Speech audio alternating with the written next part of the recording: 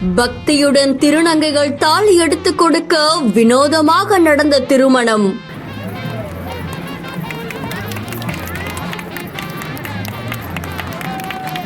மாசி மகத்தை முன்னிட்டு மாமல்லபுரத்தில் குவிந்த ஏராளமான பக்தர்கள், குலதெய்வ வழிபாடு செய்ய குவிந்த பழங்குடியின சமூகத்தினர். மாசி மகத்தை முன்னிட்டு வருஷந்தோறுமே மாமல்லபுரம் கடற்கரையில தமிழகம் மட்டுமல்லாம ஆயிரக்கணக்கில் பல மாவட்டங்களை சேர்ந்த பக்தர்கள் இங்க வந்து குலதெய்வ வழிபாடு செய்யறது வழக்கம். அந்த வகையில அவங்களுடைய குலதெய்வமான கன்னியம்மனை வணங்கி அவங்களுடைய உறவு முறைக்குள்ள திருமணம், அதுக்கப்புறமா நிச்சயதார்த்தம் மாதிரியான சடங்குகளை செய்வாங்களாமா. அதே மாதிரி பல்வேறு மாவட்டங்களை சேர்ந்த பழங்குடியின சமூகத்தின மக்களுமே இந்த மாசி மக பௌர்ணமிக்கு மாமல்லபுரம் கடற்கரையில ஒன்று கூடியிருக்காங்க.